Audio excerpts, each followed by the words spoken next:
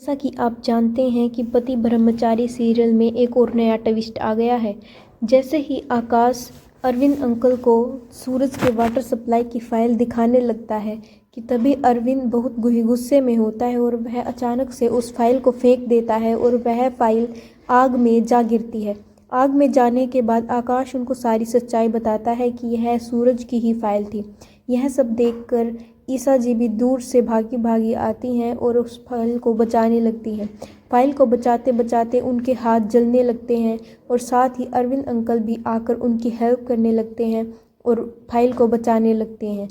जलने से बचाने लगते हैं कि तभी ईसा उन्हें सारी सच्चाई बता देती है और किसी को न बताने की विनती करती है कि तभी ईसा अपना भेष बदल कर आती है और अपने परिवार के सामने ढाल बनने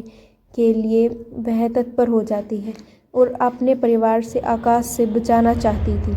लेकिन तभी क्या होता है कि जो अरविंद है वह बार बार अब उस फाइल को, जली हुई फाइल को देखता है, लेकिन ईसा के पास पेन ड्राइव होने की वजह से वह सारा मामला सोल्व कर सकती थी। लेकिन तभी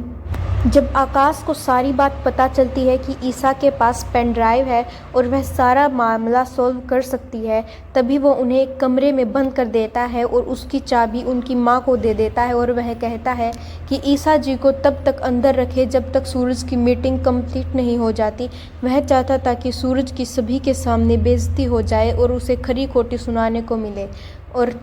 सभी उन्हें कुछ कुछ सुनाएं और उन्हें नौकरी से निकालने के लिए कहें। लेकिन ईसा जी तत्पर हो जाती है कि उन्हें अपनी पेन ड्राइव किसी न किसी तरीके से सूरज तक पहुंचानी है, इसलिए वह उसकी हेल्प करने के लिए बार बार तत्पर होती है कि तभी मेनका उनसे मिलने आती है। मेनका को देखकर उनके दिमाग में एक बहुत ही अच्छा प्लान आता है और वह मेनका को अच्छे से समझा देती है और वह अंदर जाकर एक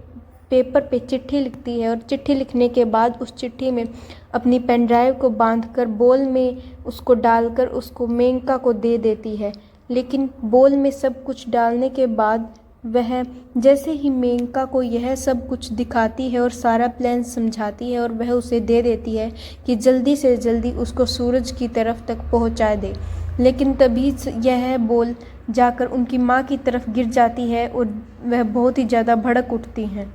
यह सब कुछ देखकर एक बार तो ईशा घबरा जाती है, लेकिन वह बात को संभालते हुए एक गमला अपने साइड में डाल देती है। तभी गमले की आवाज़ सुनने के बाद आकाश की माँ का ध्यान उनकी तरफ जाता है और उन्हें खरी खोटी सुनाने लगती है कि तभी मेनका अपना काम अच्छे से कर देती है और बोल में बंधी हुई चिट्ठी सूरज तक पहुंचाकर अपना काम कर देती है, जिससे सूरज को सभी के सामने शर्मिंदा नहीं होना पड़ता और वह अच्छे से अपनी फाइल को प्रेजेंटेशन अच्छे से कर दे देता।